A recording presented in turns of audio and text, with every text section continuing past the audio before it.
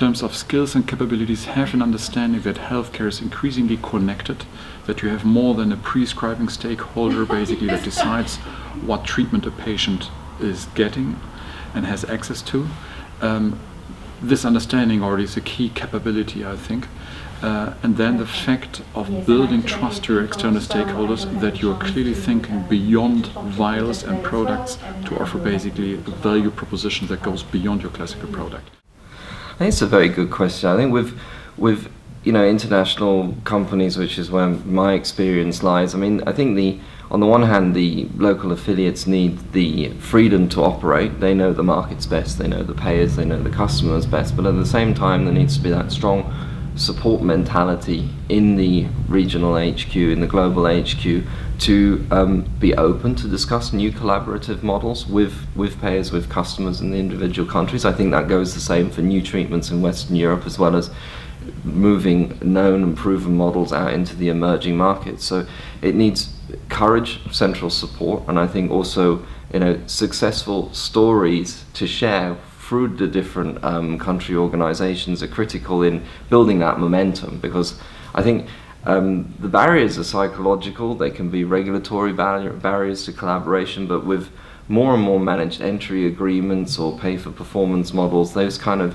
new concepts, newer to perhaps the more classical pharmaceutical suppliers that I have experience with, I think big pharma is driving a lot of change there, and smaller and other companies can also benefit from it. I've learned, I think, the hard way in this job that unless you get a common understanding of the purpose of what you're doing, that doesn't work for anybody. So there has to be a purpose that everybody can relate themselves to. And for me, getting there takes a lot of strategy.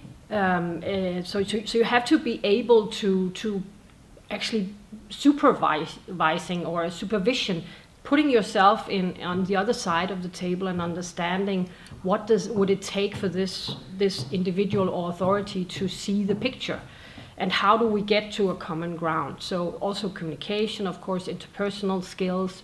So it's all about people. So people skills are big for me here. The skills and capabilities, I think I would add a value. I think to some extent the level of humbleness is critical, which I would consider a value. Respect, similarly, a value.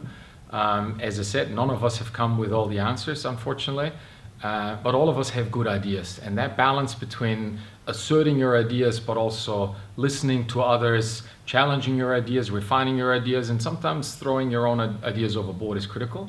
Capabilities that then requires is a curiosity, a curiosity to discover new things, to discover and address your own blind spots, to find solutions even though they weren't obvious to yourself, to indeed ask questions to others, and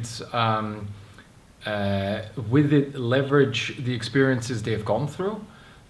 Teamwork, because it can be within your company that peers have the answers, and we all know that the way companies are organized doesn't always facilitate that teamwork. So rather than waiting for the company to put the structures in place, just lead by example.